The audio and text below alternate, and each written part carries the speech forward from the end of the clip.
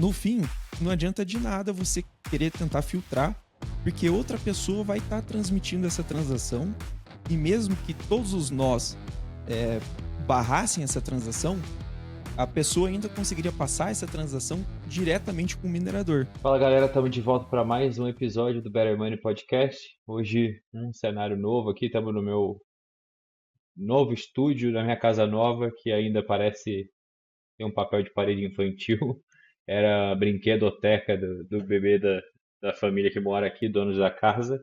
Como vocês sabem, eu não compro casas, eu moro de aluguel. Então estou negociando ainda com eles para poder fazer um estúdio mais profissional. Tem alguns contras de morar de aluguel. Mas, pessoal, hoje a conversa é um pouco mais técnica. E se vocês estão acompanhando o Bitcoin, as notícias, muito provavelmente vocês já ouviram falar sobre o famigerado Op Return. E talvez vocês não façam a menor ideia do que isso significa.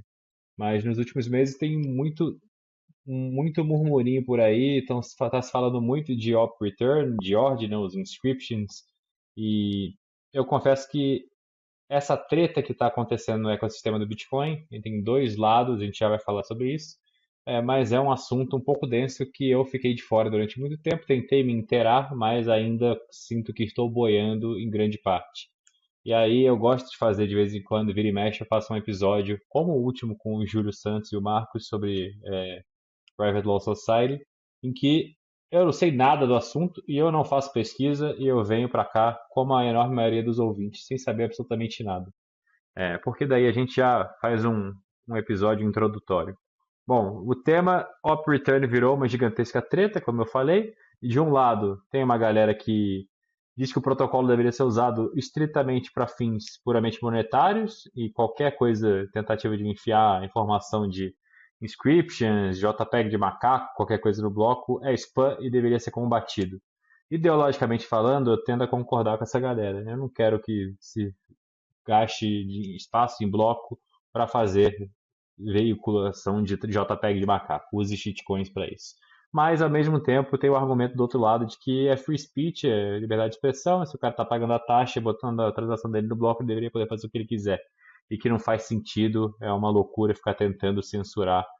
Enfim, a gente vai esmiuçar isso hoje, entender um pouco melhor, porque, assim como eu, talvez você, olhando isso tudo, deve estar com uma pergunta na cabeça que é: de que lado eu deveria ficar? Quem está certo nesse negócio? E eu preciso fazer alguma coisa? Ou eu posso só ignorar esse assunto? Será que isso ameaça a usabilidade do Bitcoin? É um risco existencial? Será que vai rolar um hard fork? Quais são as consequências? Então, para responder todas essas perguntas, eu trouxe alguém aqui que manja muito do assunto, que é mais técnico do que eu e que, inclusive, estamos conversando para ele soltar um curso sobre Node Running dentro da Better Money. É, Trouxe aqui o nosso querido amigo Morata. Fala, Morata, como é que você tá? Salve, salve. Fala, Bernardo, beleza? Como é que tá aí? Tudo ótimo, cara. Show Conta de pra bola. gente um pouco sobre a sua jornada. Antes da gente entrar de cabeça no negócio do Op Return, conta quem é o Morata, como que você chegou no Claro, Bitcoin. Fala um pouco da tua jornada aí para o pessoal te conhecer. Quem não claro. conhece Eu ainda. sou, eu sou daquele tipo especialista de porra nenhuma, né? Faço tudo de um pouco, né? Tudo eu sei um pouquinho, né? Mas sei bastante coisa.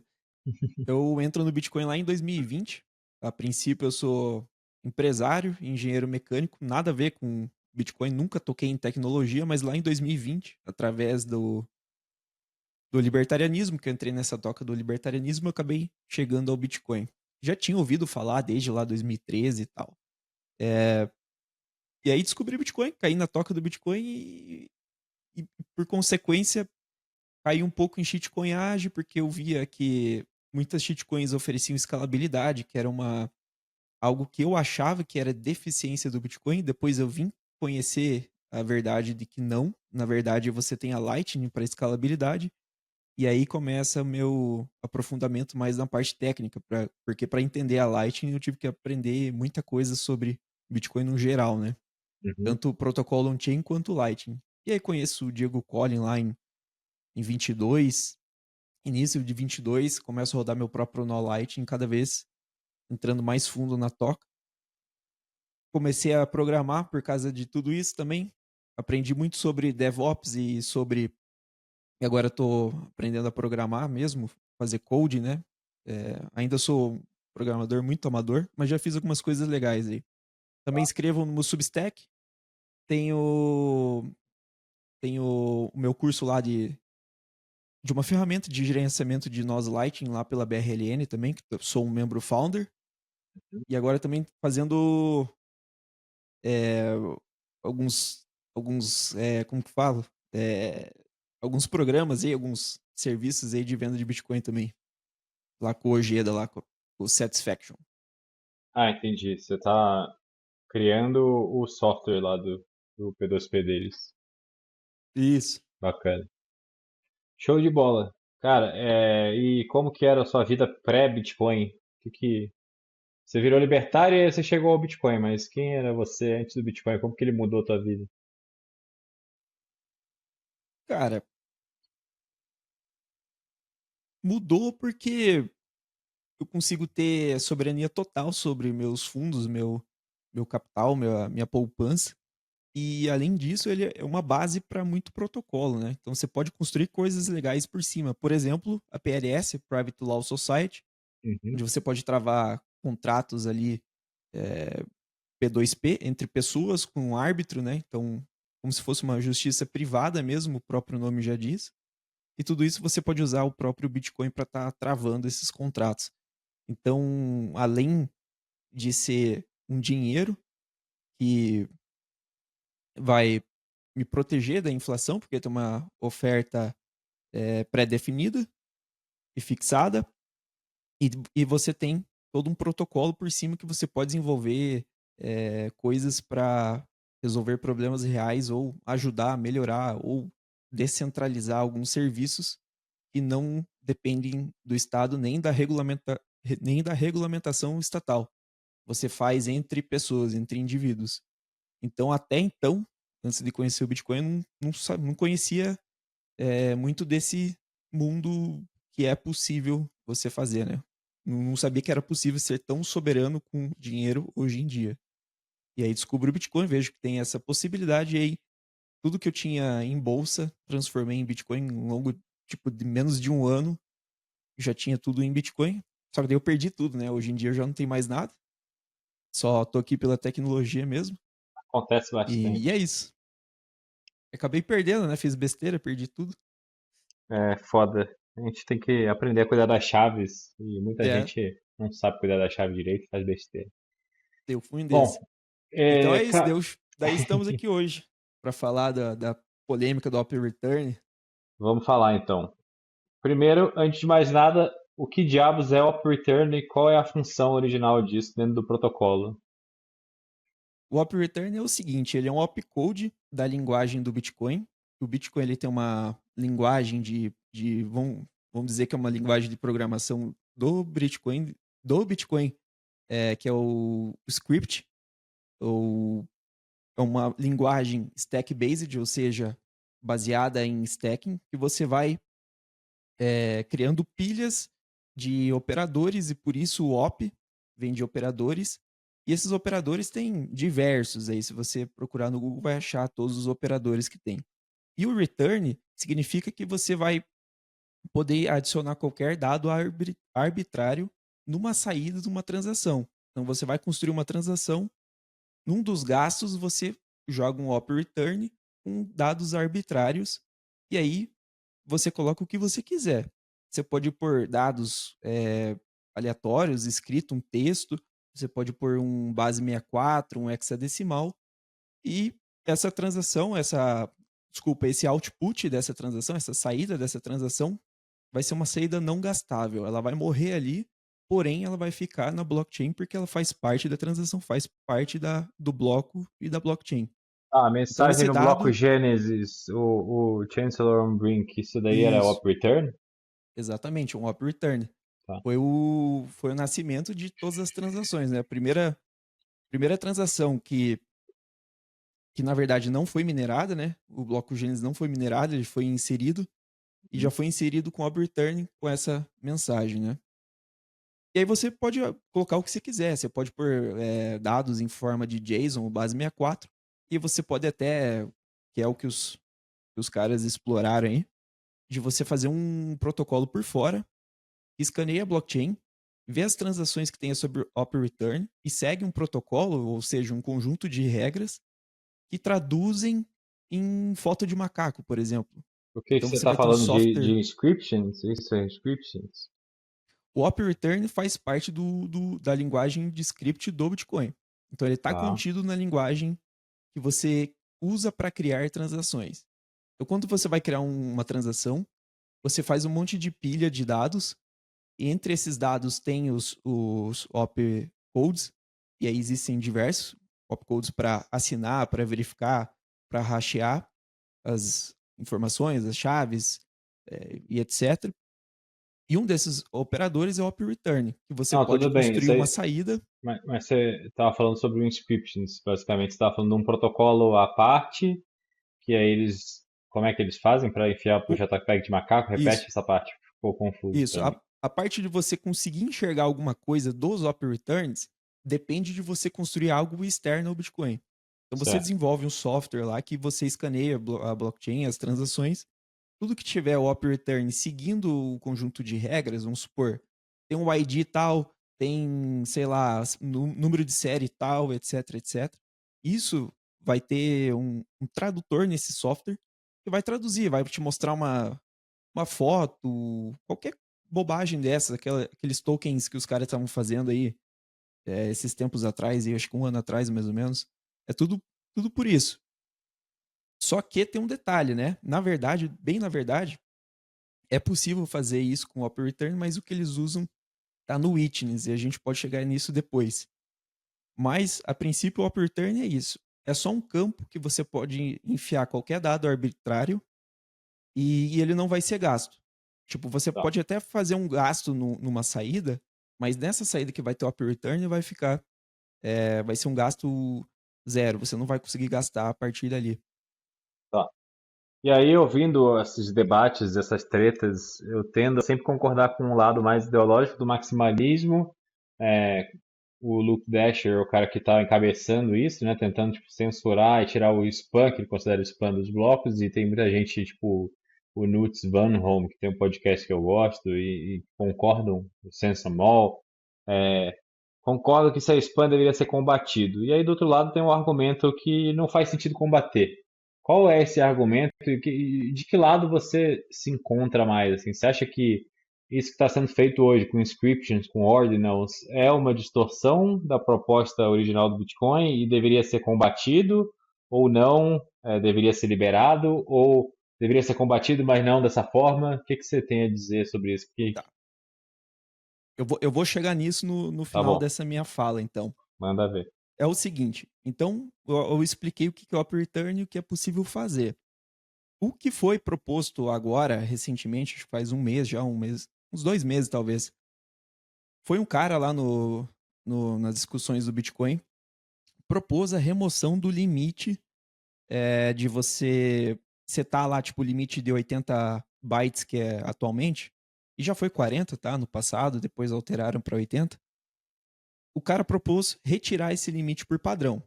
E aí você poderia alterar esse limite lá no seu Bitcoin Core, na implementação Bitcoin Core, que é a principal. Você poderia alterar e colocar qualquer valor lá. Então você jogaria lá, ó, lá na configuração do seu Bitcoin Core, data carry size, e aí você colocaria lá o tanto de bytes. No caso, hoje é padrão 80. Eles só iam retirar esse padrão e te deixar a possibilidade em aberto para você poder colocar qualquer limite lá. Então você atualizaria seu Bitcoin Core se isso passasse. Ele ia estar sem esse padrão, então ia estar liberado tudo. Mas você poderia chegar lá, voltar para os 80, assim como poderia limitar bem menos ou mais. Aí fica. Você pode pôr o tamanho do bloco em Op Return, assim, teoricamente, né? Você pode pôr um Op Return que ocupa todo o espaço de um bloco. Agora, é, na prática, o que eu acho é o seguinte: não adianta muito você querer filtrar isso, que daí a gente entra na parte do Luke Dash. Luke Dash fez um fork do Bitcoin Core, e aí ele sozinho mantém o Bitcoin Notes. O Bitcoin Notes é ele que forcou e fez. Só que aí você tem um problema. Como é só ele que mantém, e você não tem tantas pessoas em cima para estar auditando, verificando ou passando novas melhorias ou correções de bugs, você fica dependente de uma pessoa só, você vai estar centralizado. E aí o que, que o Look Dash tentou fazer também? Começar a filtrar essas transações. Só que é o seguinte, a questão do tamanho do op return, ela não influencia no consenso, só influencia no policy, ou seja, nas políticas de cada node. Então, se você alterando ali, ou removendo, ou deixando mais intensivo esse limite do op return, não vai alterar consenso nada, não vai causar um fork. Só vai causar o seguinte: se o Bernardo me passa um op return acima de tantos bytes que eu pré-determinei, o meu node não vai propagar essa transação, ele só vai ver, vai chegar lá no meu node, o meu node vai ver que está fora das minhas políticas, fora do meu policy, e vai parar por ali, ele não vai retransmitir essa transação. Uhum, Ou seja, no fim, não adianta de nada você querer tentar filtrar, porque outra pessoa vai estar transmitindo essa transação, e mesmo que todos os nós eh, barrassem essa transação, a pessoa ainda conseguiria passar essa transação diretamente com o minerador. Então eu passo lá para o minerador minha transação fora desse padrão. O minerador, quando minerar um bloco, insere essa transação e entra no bloco. A partir do momento que já está num bloco confirmado, você não pode mais alterar. E ele vai entrar na sua blockchain também. Então, meio que não adianta de nada tentar censurar coisas que não ferem o consenso, isso é muito importante ressaltar. Se a uhum, transação está fora do padrão, mas não fere o consenso, ela então é válida. Se o minerador incluir ela e passar no bloco dele, então quer dizer que ela não pode ser mais desfeita. Ela está na blockchain agora e ela é 100% válida e você não tem nada a fazer, mesmo concordando ou não. E daí a gente chega na minha opinião, né? Eu acho idiotice ficar pagando caro e passando essas fotos de macaco, etc., criando tokens e tal. Sem sentido, né? Sem algum propósito real. uhum. Mas eu não posso fazer nada. Tipo, tá aí. E não adianta eu querer filtrar ou não. Outra pessoa vai retransmitir essa transação, vai entrar no bloco e vai ficar armazenado nos meus discos aqui da blockchain. E não tenho nada o que fazer, né? Um filtro natural é o próprio. São as próprias fees que a pessoa paga para passar essas transações. Então, no sistema de leilão, se o cara está disposto a pagar aquilo lá por bobagem, o cara vai pagar e vai passar essa transação. Não tem o que fazer, porque ela não fere o consenso. Agora, se ferisse o consenso, ela seria invalidada e realmente não ia conseguir montar essas transações. E mais uma coisa que eu preciso deixar claro é que o op return é a forma mais cara de se fazer essas coisas. Porque é o seguinte, hoje em dia, os inscriptions e ordinals já são feitos através do campo do witness das transações de Bitcoin. E custam, o espaço lá dentro do witness vai te custar um quarto do que custa um op return. Então é muito mais vantajoso eu querer botar dados arbitrários na parte do witness, de forma que ele não faz parte da transação, você só põe lá um campo lá de operadores que, que você pode inserir qualquer tipo de dado. Inclusive, você vai conseguir colocar até aproximadamente 4 megabytes, porque ele é considerado um quarto do peso do que vai para a transação normal, porque ele está dentro do witness. Então, se Uhum. torna muito mais vantajoso. E quanto a isso, também não há o que se fazer. Então, na minha opinião, no geral, tipo assim, é inútil querer tentar filtrar, por mais que eu não concorde com gente que faça isso, né? Mas, vamos lá, tenho muitas perguntas. Primeiro, por que que mudou de 40 para 80 e quando foi? Eu não sei responder Tá, esse. Eu não sei nem faz tempo. porque começou em 40 bytes o padrão. Tá. Depois foi alterado para 80. Não sei o porquê nem quando. Não sei se foi arbitrário ou teve algum cálculo. Mas a questão é que já era e já é possível você alterar isso nos Bitcoin Cores das versões atuais. Tipo, você passa lá um data carrier size de, sei lá, o tamanho do bloco e pronto. A questão é que eles queriam só tirar isso, deixar padrão ilimitado, já que não adianta nada. Mas você continuaria podendo inserir lá no seu Bitcoin Core essa opção. E por É que totalmente que, flexível. qual é o motivo para alegado para sugerir tirar o limite de 80 e deixar livre para qualquer limite? Tem alguma melhoria sendo almejada ou quê? Qual é o argumento? O argumento era unicamente porque, tipo assim, ele não adianta de nada.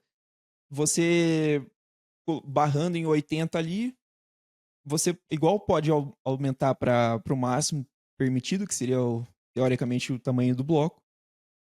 Então, assim, então não faz muito sentido barrar isso, porque vai ter outros transmitindo, mesmo que 99,9% dos nós estejam limitados a 80 bytes, se tiver uma pessoa rodando com configuração com maior, ele vai retransmitir essa transação e vai chegar no minerador.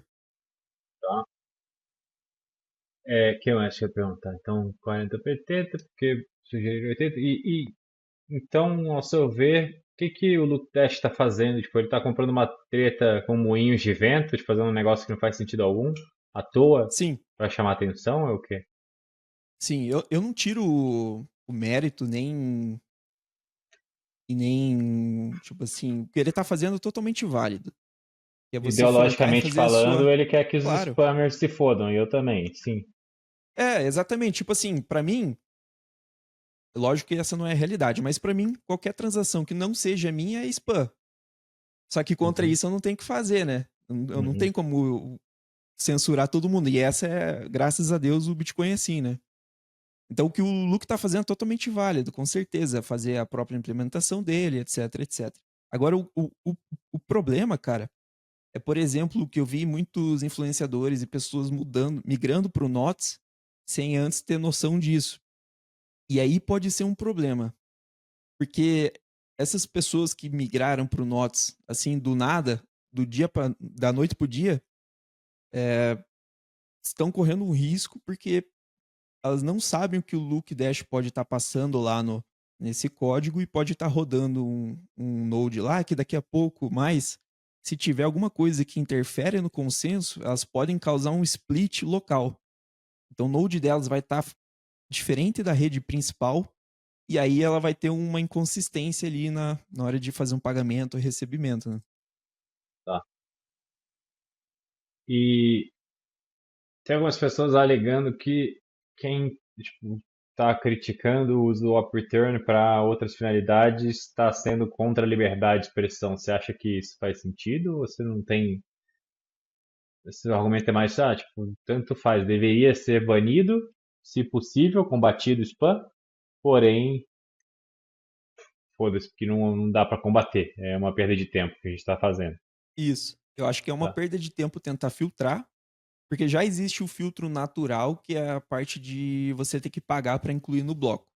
E como o Op Return não é das melhores formas mais vantajosas ou economicamente viáveis de fazer isso, porque você tem o Witness para fazer isso, acaba sendo mais caro ainda para fazer besteira na blockchain.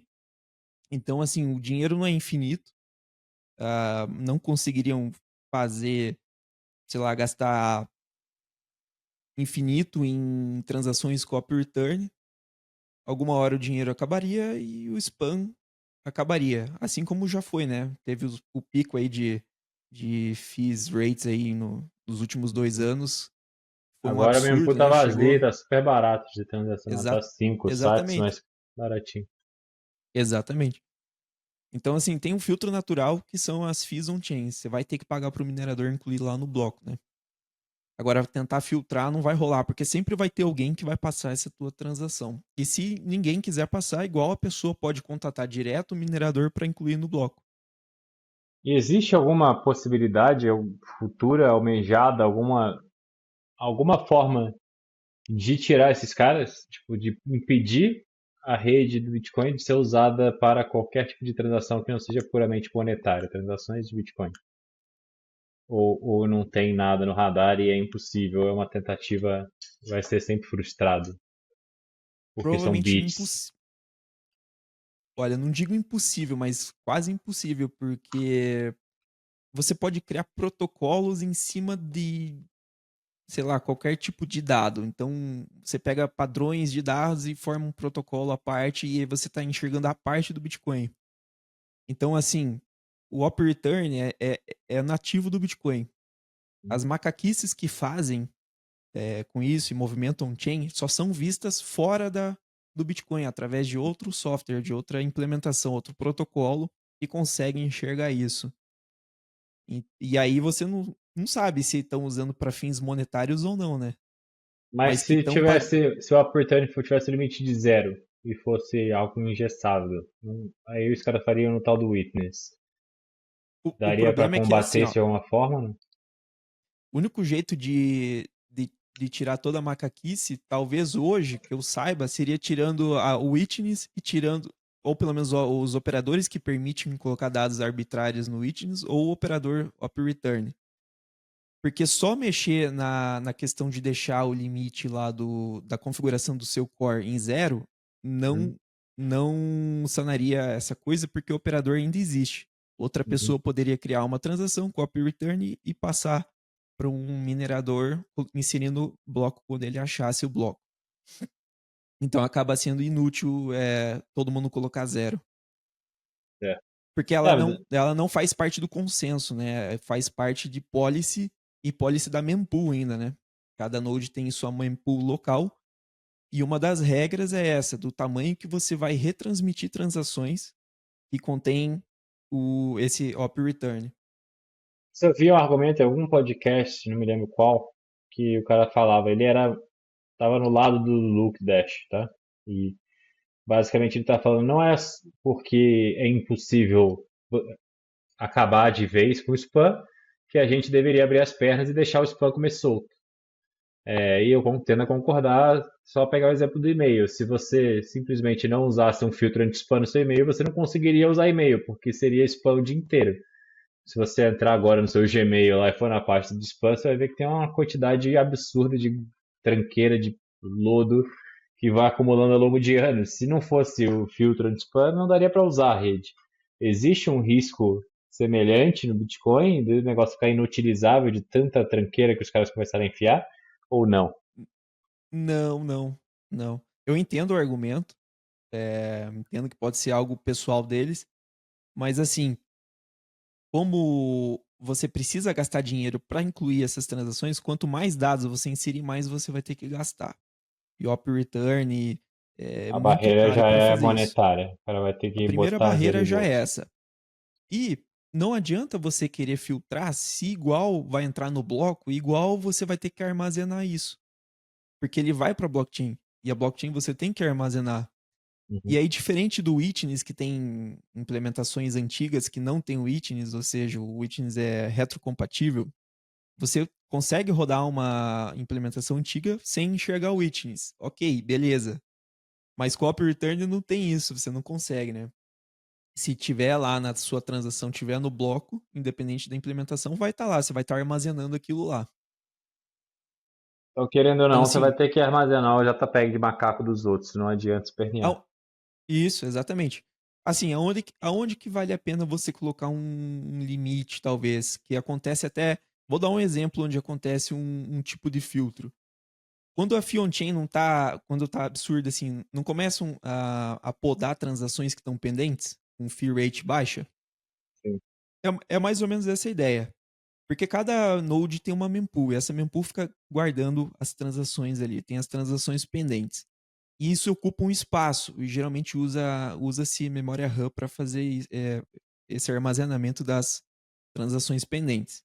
E aí você tem um parâmetro lá que você seta quantos megabytes você aceita ficar armazenando aquelas transações pendentes. Então eu posso lá e setar 5 megabytes como posso padrão 300. O padrão é 300 ou 450, algo assim. Seria a mesma coisa chegar alguém e falar: ah, vamos retirar esse limite porque tanto faz, não vai fazer diferença, e etc, etc. Assim, isso é bem análogo, porque não faz parte do policy isso, tá? Mas é só dando um exemplo. Então vai ter gente que, por exemplo, eu posso colocar 2 gigas lá que eu tenho RAM de sobra, tenho um baita servidor aqui, mas vai ter gente que tem uma máquina mais simples, vai colocar menos. Então a mesma coisa o pop return. Se você não quer. Vamos supor que chegamos num período que tem muita macaquice copy return na blockchain pendente lá. E você não quer ficar armazenando aquilo lá. Então, o que você pode fazer? Você pode bloquear isso botando o limite ali de bytes do data carry size em um nível menor. Pode ser 80, 40, seja o número que for. E aí, pelo menos, você não vai ficar com essas transações pendentes ali no seu nó e nem retransmitindo elas. Então, para essa finalidade, ok. Só que a Tá. partir do momento que ela entrou na blockchain, já era. Você vai ter que guardar aquilo lá. Aí, nessa parte de impedir o spam, entre aspas, o spam, né?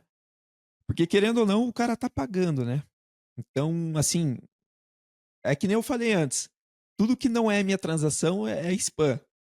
Então, assim, depende também. Eu acho que é muito subjetivo essa ideia do spam, porque pode ser spam para nós, o que não é para outros, né?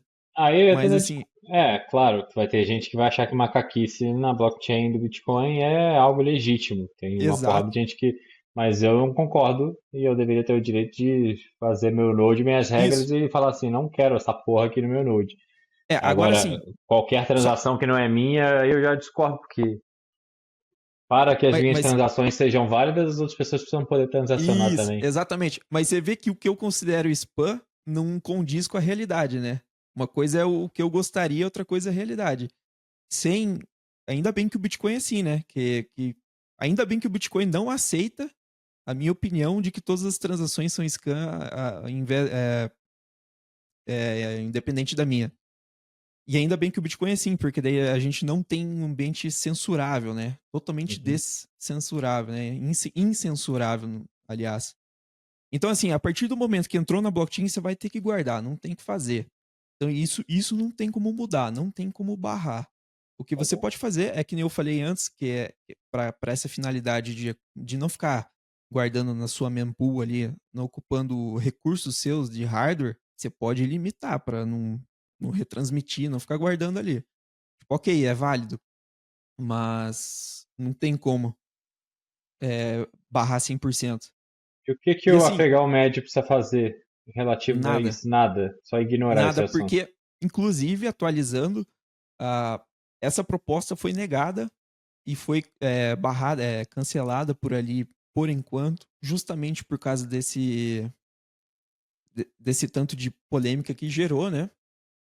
E se, vamos supor que tivesse passado, se você não concorda com isso, e tem você que eu digo no geral, todo mundo, não concorda com isso, é só você não atualizar para a nova versão, seu Bitcoin Core, ou Uhum. atualizar e lá no seu Bitcoin Conf inserir uma linha data carry size e bota 80 ou qualquer outro valor, continua rodando seu nó. Tá Então bom. assim, aquele por isso que eu até chamei no Twitter de histeria, que tinha muita gente migrando pro NOTS sem antes entender o que seria mudado de fato, né? Que não era nível de consenso, que era só você implementar essa linha lá no seu conf. Então, tipo assim, você pode continuar no core. O core não tem desenvolvimento centralizado para você conseguir implementar alguma coisa lá, um pull request no GitHub. Você vai mandar um pull request, vai ter muita discussão, vai ter votação para ver se isso vai ser aprovado e aí um dos mantenedores ou vários mantenedores vão discutir e vão aprovar essa implementação. E aí por ter muita gente, muita polêmica e alguns votando que não queriam passar isso, decidiram parar por ali esse pull request. Então, por enquanto, cessou esse assunto. Talvez para frente tenha novamente, né? Bom, dado tudo que você está falando, me parece que a galera não tem muito o que fazer e tá arrumando treta para arrumar treta, porque se estão aumentando de 80 para infinito do tamanho do op return, simplesmente Na, porque não faz diferença aumentar de 80 para deixar livre ou na não, porque não verdade, impede nada. E o cara na tá verdade, lá, fala, pode falar. na verdade, é só um adendo. Ele não pode ser infinito porque ele tem que respeitar o Tamanho do tamanho do bloco. bloco. Sim. Como não tá no Witness, o tamanho do bloco você só vai conseguir pôr, teoricamente, 1 MB. Não Tá, vai dar 1 MB exato, porque tem outros operadores que vão ocupar espaço, etc, etc, etc. Mas vai chegar próximo de 1 MB. Esse é o tá. tamanho máximo que você vai conseguir pôr num op return por bloco, né? Se você botar acima disso, não vai respeitar e aí sim você fere o consenso, e aí sim sua transação vai ser barrada assim que chegar no nó, o nó vai validar. Essa transação não pode estar infringindo o consenso aqui, então ela é inválida, então ela não vai ser minerada. E quem minerar vai causar um chain split e vai cair fora da rede, não vai afetar a rede principal. Vão aumentar de 80 para 1 milhão de bytes, basicamente. Mas, enfim, tirar o limite de 80, simplesmente porque não muda absolutamente nada, me parece uma perda de tempo, uma sugestão. E aí gerou uma polêmica que também, do outro lado, tem um monte de gente preocupado com nada, com um esquema que não muda absolutamente nada na vida de ninguém, e o Luke Dash sugerindo uma nova implementação alternativa ao Bitcoin Core, mais centralizada, com outros riscos, as pessoas, como você falou, histeria coletiva. É Isso, falta do que exatamente. fazer? A galera tá tretando à toa só pelo esporte? É isso? Você interpreta de tudo isso? Pode ser, mas o Luke se aproveitou para tentar divulgar o trabalho dele, lógico, né? Qual é o trabalho dele, Aproveitou a para quem não polêmica, sabe? né? Quem é Luke Dash? O que ele faz? Cara, o Luke Dash é um desenvolvedor antigo, teve até do Bitcoin, né? E teve até participação lá no na época do Block Size War pro Witness, né? Foi um dos que propôs lá a questão do Witness para você aumentar o tamanho teórico do bloco. E ele forcou o Bitcoin Core não faz muito tempo, acho que em 2022, acho que é, 22, 23, e criou o Bitcoin Notes, que é esse Bitcoin com filtros, né, que nem ele diz. E aí tem algumas bizarrices lá diferentes, que não afetam o nível de consenso, pelo menos não ainda. E aí que tá o perigo, né? Como é só ele o mantenedor, diferente do Bitcoin Core que tem vários e vários desenvolvedores em cima, só o Luke manda lá, só o Luke manda o que passa.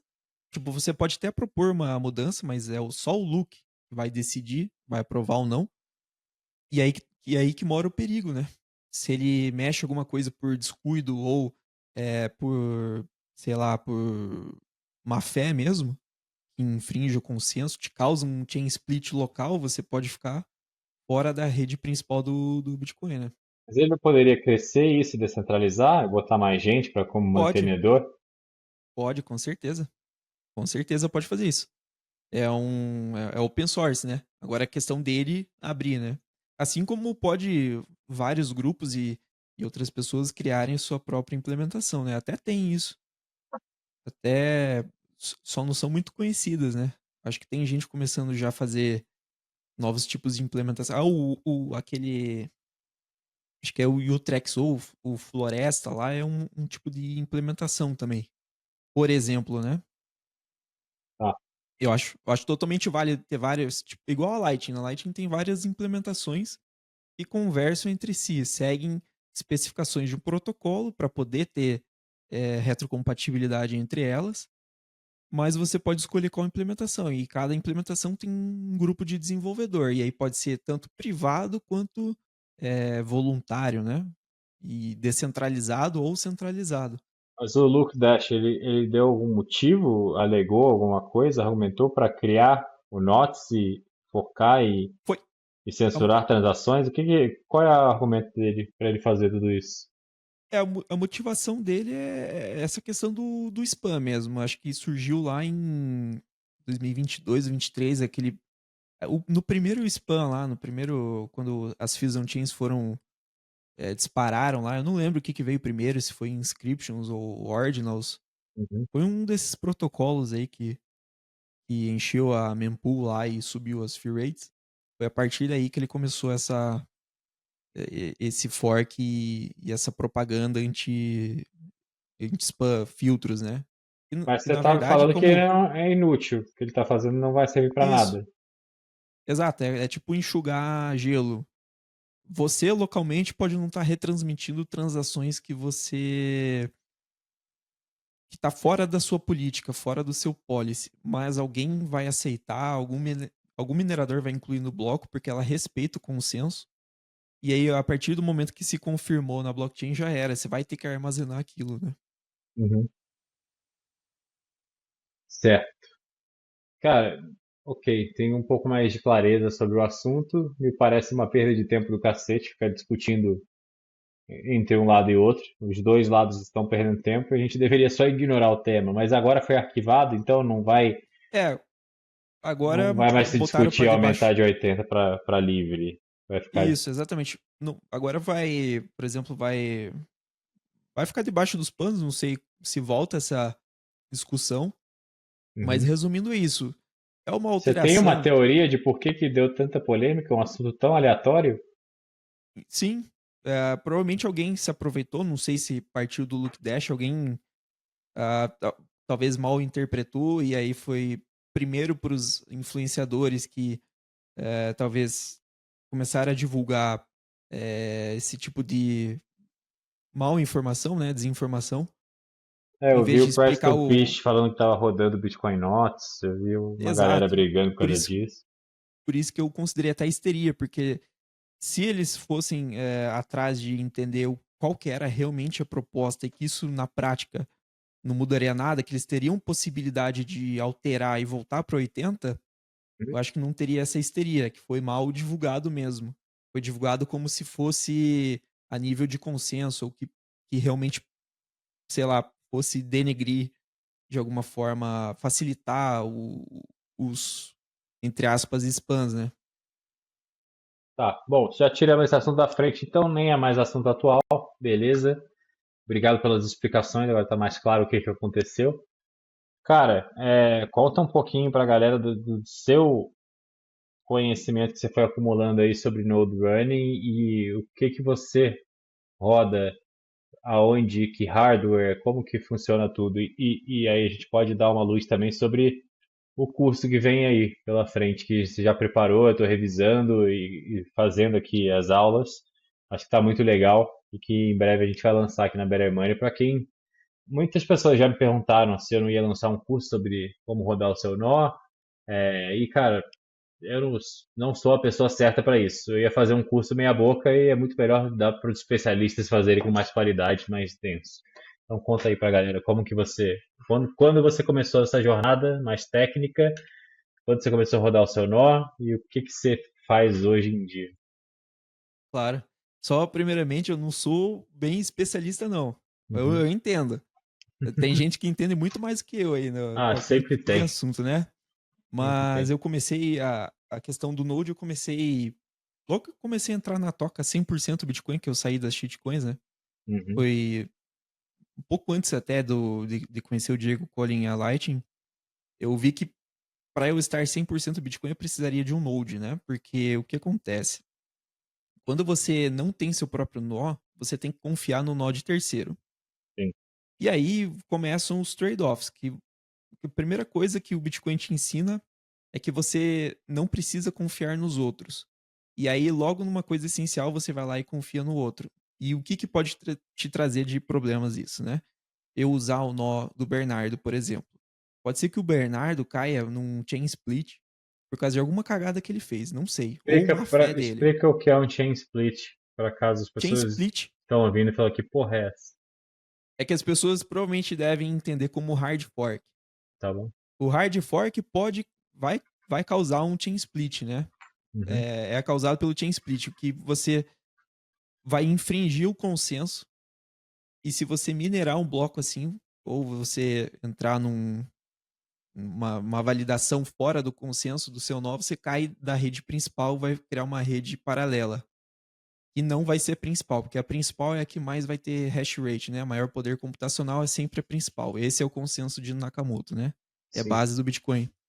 Então você cai nesse chain splitting, e aí se o Bernardo cai lá com o nó dele, eu posso estar transacionando em uma rede que não é o Bitcoin principal. E aí eu começo a ter meus problemas, obviamente. Então eu entendi logo aí que eu precisaria ter meu próprio Então, nó se eu meto para o não ter louco que e resolvo confiar nos rodar um outros. nó e mudar que agora tem 42 milhões de bitcoins e eu tenho os outros 21 milhões que eu criei, e você não roda o seu nó e confia em mim, você vai se ferrar porque eventualmente você vai descobrir que o que você tem não é mais a blockchain original e sim a blockchain de 42 milhões do Bernardo. Se você conseguir causar isso, sim. E eu não desconfiar, não descobrir e continuar confiando em você, sim. Tá. Teoricamente, sim. Então, principal motivação é essa. Então, você roda o seu próprio nó local na sua casa. e aí você não precisa confiar em outros, só confiar em você mesmo e nas suas máquinas, né? E aí, a partir daí, você pode transacionar na camada base com suas próprias chaves, seu próprio node, sem confiar em terceiros, 100%. Essa é a base. É aí que o cara se torna bitcoinheiro de fato. E aí, comecei a entrar mais nessa toca quando conheci a Lightning, né? Que resolveu o problema que eu tinha com escalabilidade do Bitcoin. E aí conheci o Diego e aí comecei a entrar na toca do coelho da Lightning. E aí começou a busca por hardware e botar meus nós, tanto Bitcoin quanto Lightning, rodarem, né? 24/7. Então, hoje, eu tenho uma coisa aqui que não é necessário, tá? É só coisa de maluco. Eu tenho 3 máquinas rodando em cluster, elas se comunicam entre elas via rede. E quando uma ou duas caem, a terceira continua rodando os meus serviços. Então, eu tenho vários discos, eu tenho mais que uma blockchain, eu tenho muita redundância aqui e rodo tanto no Bitcoin quanto Lightning e entre outros serviços, né? Hospedo o site, hospedo bots de Telegram, minha carteira Lightning, meu Luna Lightning, muita coisa. É meu home lab, né? Meu data center caseiro, vamos dizer assim. Mas nada disso é necessário. Você pode ter uma maquininha mais fraca aí, única, e rodar seu próprio nó de casa com baixo consumo energético e sem precisar ter uma alta disponibilidade, né? Então, E ele tem que estar sempre online, obviamente. A pessoa. não necessariamente. Hum. O, o, o nó Lightning, sim, não é obrigatório também, mas é uma boa prática você deixar 24/7. O nó Bitcoin não é necessário. O que vai acontecer com o nó Bitcoin? Se você parar ele hoje e voltar daqui um ano, ele vai ressincronizar a partir do momento que você parou até o momento atual. Você vai ter que confiar que seu Bitcoin Core está conectando com bons peers para ressincronizar a blockchain verdadeira, né? Isso ele Tá. faz de forma automática, a não ser que você interfira manualmente nisso, né? Mas enquanto ele Então, estiver offline, digamos que eu paro de usar o nó do terceiro de confiança e eu passo a confiar em mim rodando meu próprio nó. E aí a minha carteira que eu uso para transacionar no dia a dia, tanto on-chain quanto Lightning, estão ali no meu Node Core e o meu Node Lightning. Se a minha internet cai, eu não consigo transacionar ou eu consigo transacionar de outra forma, dado que a minha carteira do dia a dia está amarrada com o meu nó? se tua internet cair, você vai ficar sem acesso à blockchain e não vai conseguir transmitir a transação. Você pode até Pois criar é, ela, mas você não vai conseguir transmitir. tá? Só que, como você está sem internet, você também não consegue se conectar a servidores de terceiros. Então, Ah, meio que mas dá eu na digo, mesma. digo se você tem um Wi-Fi na sua casa e a Vivo cai uma árvore e você fica sem internet, você ainda consegue mandar Bitcoin pelo celular, pelo 5G. Ah, aí sim, se você tem uma rede móvel, você pode conectar num nó terceiro, ou você pode ter tipo um access point que você consegue fazer uma ponte, conectar com cabo na sua máquina, ou se sua máquina tem suporte Wi-Fi, você consegue fazer um Hotspot. hotspot ali, exatamente, entre o celular e a máquina, e aí fazer essa transação acontecer com o seu próprio nó. Então tem possibilidades para contornar isso aí. Você tem redundância de diferentes nodes aí, diferentes computadores, e você tem redundância de conexões à internet também, não? Tem. Tá. Eu tenho um roteador que ele aceita aqueles chips de celular. Uhum, Então é uma fonte e outra fonte é fibra. Por que duas fontes? Porque vai que passa um caminhão, arrebenta as duas fibras, tô sem internet igual. Então, sim, uma com um chip via sinal de rádio e outra via fibra ótica. Mas entendi. não é necessário, tá? Isso aí não. É Ah, é só. só para os mais paranoicos, sim. Não, e até porque eu presto serviço, né? Então eu preciso que Tá. estejam online, né? Agora, usuários comuns que só querem transacionar Bitcoin de forma normal, comum, é só uma maquininha e lá no curso aborda os tipos de hardware que você pode usar, né? Requisitos mínimos. Quer dar uma palhinha sobre isso? Para a pessoa que está pensando em começar a rodar o Node e nunca considerou o assunto que achou que era muito complicado. O que Ótimo, ela vai precisar fazer, fora entrar no curso? ótimo. Ela só vai precisar boa vontade e um poder aquisitivo mínimo ali para comprar o hardware, né? Então ela vai ter acesso lá no curso, é, uma introdução geral, um parâmetro geral, o software que a gente vai usar, o sistema operacional, que é o Umbrel, que é um facilitador, é mão na roda para iniciantes. É como se fosse a interface do iOS. É totalmente intuitiva, é fácil a instalação dos aplicativos, dos softwares. Em passo de um clique você instala o Bitcoin Node e entre diversos outros aplicativos. E lá no curso daí a gente vai tanto estar rodando um nó Bitcoin, quanto o Electris, que é uma implementação de um Electron Server em Rust, que é um indexador da blockchain, que você vai usar isso aqui para conectar nas suas carteiras, e aí pode ser tanto celular como a Blue Wallet, como a Nunchuck, ou como no desktop a Sparrow, a própria Electron. Então você vai conectar nesse Electris e você instala no passo de um clique, assim como sua própria mempool local, seu explorador de blocos local, onde você não vai depender mais de acessar mempool.space, porque você vai estar rodando sua própria. E aí a gente vai estar instalando também, e eu vou mostrar algumas coisas a mais, por exemplo, chamadas API da mempool, onde você pode acessar a documentação e para que usar ela, se você quer desenvolver alguma aplicação, alguma coisa diferente aí. E também ensino um pouquinho também de terminal, como manipular com seu Bitcoin Node via terminal, de uma forma mais raiz, né? Para você ter um contato maior, né? Você sentir que tá Legal. num espaço mais cyber ali. Show de bola. Cara, tem alguma coisa que a gente não cobriu? Acho. Eu tô ainda assistindo às aulas e em breve a gente vai ter novidades e eu vou avisar aqui. Mas a gente volta para anunciar quando tiver no ar o curso, estiver lançando, e a gente volta e faz os novos anúncios. Claro, Mas tem alguma coisa que a gente não falou no episódio que você quer mencionar? acho que não, a respeito de Node, nível de protocolo, consenso, tá tudo abordado aí. Sobre a polêmica também. Maravilha.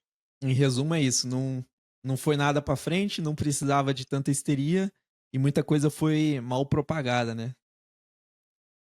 Show de bola. Então é isso. Deixa a gente avançar aqui do nosso lado. Eu estou devendo alguns updates com relação a isso. Já tem gente me perguntando sobre o curso de Node. Estava travado por causa da mentoria de opções. Eu estava bem enrolado de agenda. Eu ia para Las Vegas agora cobrir a conferência e eu consegui fazer a cagada de, mesmo com o passaporte europeu, ter o meu visto negado. Preenchi o negócio errado, inacreditável. E aí não pude ir. Mas eu vou correr com isso para a gente poder lançar o curso de Node o quanto antes e atender essas almas ansiosas que estão aí, querendo não confiar em ninguém mais. Beleza, cara, muito obrigado pelas explicações, pelo comparecimento e quando a gente for ter novidades para anunciar, vamos voltar aqui e soltar para a galera. Fechou? Claro, valeu. Obrigado pela oportunidade aí. Show de bola. Pessoal, obrigado e é isso. Até a próxima.